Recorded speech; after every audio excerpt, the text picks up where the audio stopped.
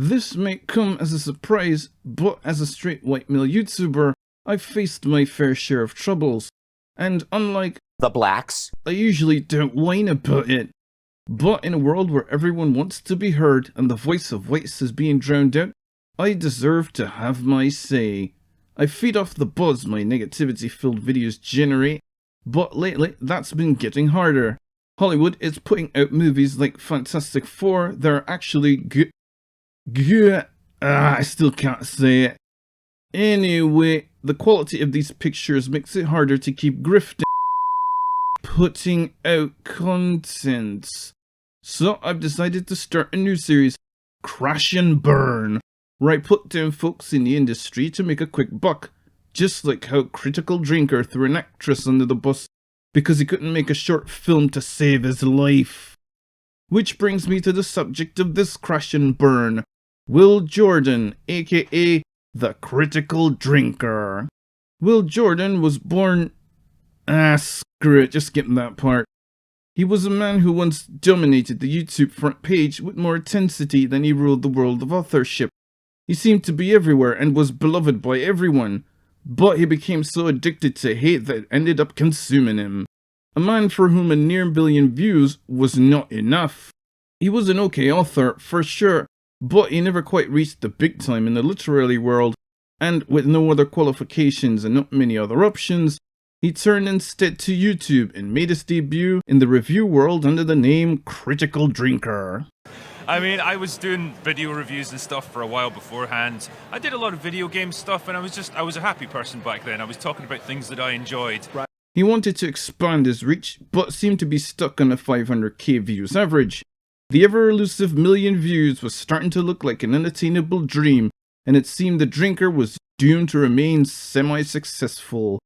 Instead, he came back a few years later with a completely different personality, playing a cocky, arrogant heel. He would talk trash about every film that came out, constantly referred to himself in the third person, and generally acted like he didn't give a shit anymore. What was the genesis of what you're doing there when you're reviewing these movies and things like that? Well, if I had to sum it up in one thing, I would say it's because movies today fucking suck. Yeah. I think I can smell shite.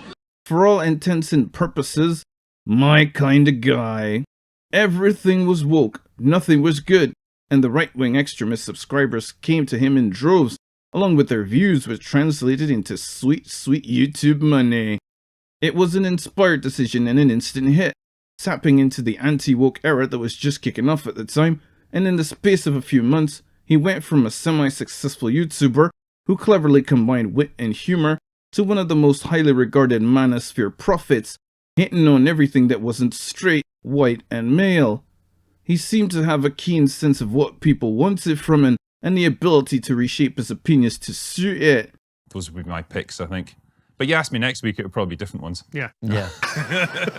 Yes, I can definitely smell shite. Keep that in mind, dear viewer, because it will be important later. Things were going great in the manosphere. That million-view video was no longer a dream, as he averaged about said million per video. But Drinker's aspirations extended way beyond the World Wide Web. Just like Danny and Michael Philippou before him, he wanted to get into the movie business, and after a successful Kickstarter campaign, he landed his first gig as a writer for Rogue Elements, a movie TV pilot proof of concept based on his spy books. Rogue Elements went on to gross, well, we don't know how much because we don't have access to his analytics. But this, we'll call it a success, wouldn't last.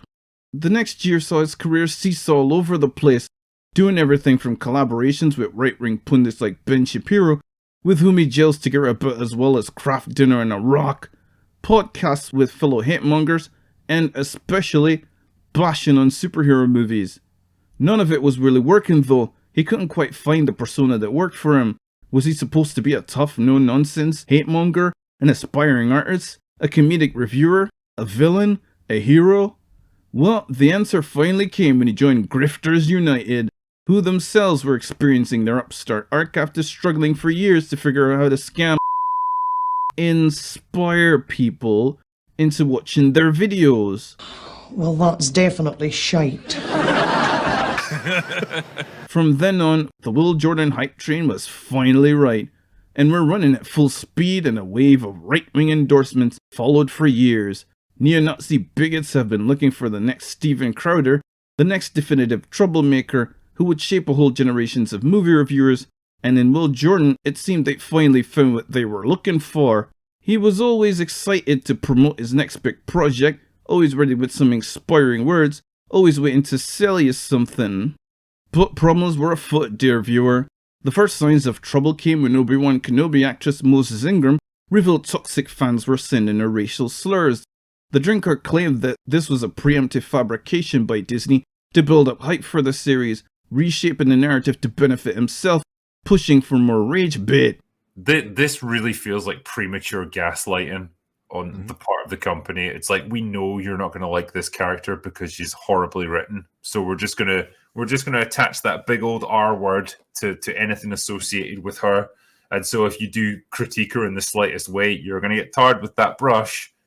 It's the most like underhanded, like patently obvious tactic imaginable, and yet they're still doing it and they're still getting away with it. Shite. He apparently refused to take responsibility for the piece of crap. Proof of concept. Rogue elements, and he even publicly accused one of the project's actresses of sucking at her job. The actress playing the character of Anya had a lot of trouble with her dialogue, forcing a rewrite of most of her scenes. Boy, that escalated quickly. He also got caught telling straight up lies about movies, like Barbie, which was considered a critical and financial success, but according to Drinker, it was a film that tricked viewers into believing it's something completely different with a deceptive trailer. Naturally, this didn't gel too well with his easygoing yet objective drunk persona, which led to him begrudgingly giving positive reviews to good films that didn't fit his political views, but burying them on his lesser-known second channel. When he started taking heat for that, he kept quiet. Keep that in mind too, because the theme of Drinker retreating from a position the moment he senses it could harm his image would become a bit of a theme in the years ahead. Because over the years, he was basically applying the same formula in every video he made. Look for the elements that would trigger white supremacists the most, and focus heavily on embellishing those. To viewers who were familiar with the Drinker of old, he was seen as the McDonald's Happy Meal of the review world, experienced by millions of people worldwide, but completely filled with all the wrong things you knew aren't good for you. What started out as charming and marketable was quickly becoming negative and depressing. The other thing people realized about Drinker was that he lies. A lot. Like when he called Yelena Belova a dumpier, unappealing discount Black Widow, even though in his review of Black Widow, he called her the best thing about the film. Now, remember what I told you about Drinker tailoring his opinions to match the situation? That kind of thing definitely worked in the early days of his career when nobody was around to fact check him, but in the days of the internet and social media, well, people were beginning to realize that instead of having his own opinions about his stuff, he basically just said whatever he thought people wanted to hear so he could get that sweet, sweet YouTube money. Oh yes, that's shite. And if he got any kind of pushback, he'd immediately fold like a house of cards and double down. The worst example was probably the backlash to Rogue Elements, where rather than taking responsibility for the project's poor reception, he basically spent 10 minutes blaming everything else, from the actors to established industry protocols, and it all fed into the public perception that nothing about this guy was real. He was more like a brand than a person. His every public appearance and sentiment carefully stage managed for maximum financial impacts. Fuck off, Drinker. Everyone could see him for exactly what he was now, a creatively bankrupt grifter trying to hold on to the spotlight beyond his time, even if it meant screwing over more deserving people. And so we find ourselves in the year of our Lord 2025, where Drinker has gone from your favourite plaster reviewer to exposed grifter in decline and a cautionary tale.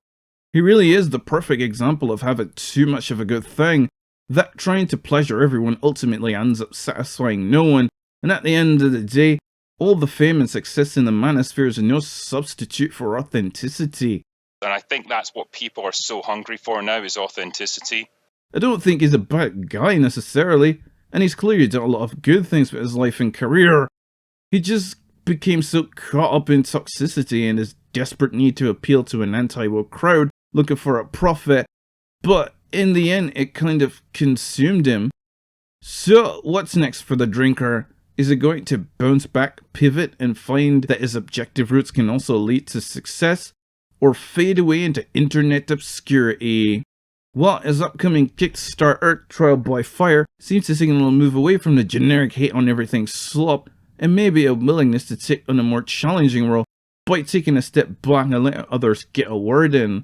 I got so career crazy that I swindled people to stay successful. To become what I wanted to be, I sort of gave up on who I wanted to be. So, who knows? The world loves a good redemption arc, and I don't think he's burned all of his bridges with audiences. But if there's one thing to take away from all this, perhaps it's time for him to stop being the critical drinker and finally start being Will Jordan. Speak from the heart and just talk about things that you're genuinely interested in. The worst thing you can do is try and say things that you think other people want to hear.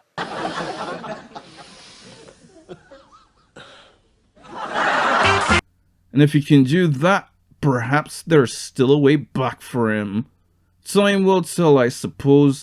In the meantime, I'm just gonna go watch Predator again. Ah, Predator. You'll always stay the same. Alright, story's over. Get out.